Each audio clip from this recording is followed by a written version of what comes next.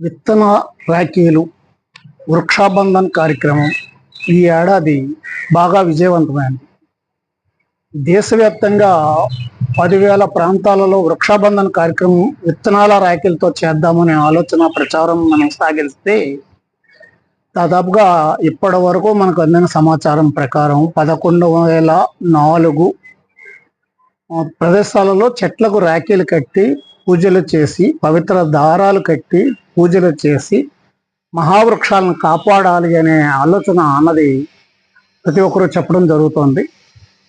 అలాగే ఏదైతే జూన్ 5న మనం రాష్ట్ర ప్రభుత్వం పిలుపు మేరకు గుంటూరు వెళ్ళి అక్కడ ఏదైతే విత్తన ర్యాకీలు గ్రీన్ క్లైమేట్ టీం చేస్తున్న కార్యక్రమాలన్నీ ఎగ్జిబిషన్ చేశామో, ఆ ఎగ్జిబిషన్ కార్యక్రమం తిలకించి మాట్లాడిన ముఖ్యమంత్రి నారా చంద్రబాబు నాయుడు, ఏదైతే డిప్యూటీ సీఎం పవన్ కళ్యాణ్ గారు, ఆ మున్సిపల్ మినిస్టర్ నారాయణ గారు, వీళ్ళంతా కూడా ఈ ర్యాకీలను ప్రమోట్ చేద్దాం, గ్రీన్ క్లైమేట్ టీం ఎన్జిఓ నిర్వహిస్తున్న అన్ని కార్యక్రమాలను మనం నగర వనాలలో ఏర్పాటు చేద్దామని చెప్పారు. అది చాలా విజయవంతమైంది.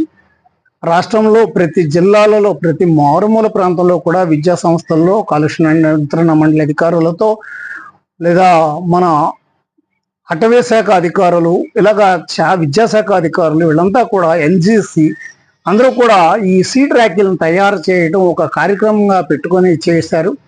ఇది చాలా బృహత్తరమైన కార్యక్రమం. దీనివల్ల ఏదైతే 10,000 సంవత్సరాల కిందట మన దేశంలో వ్యవసాయం మొదలైందో ఆ వ్యవసాయానికి వినియోగించిన విత్తనాలన్నీ పునరుద్ధరింపబడతాయి, కాపాడబడతాయనే ఆశ కలుగుతోంది.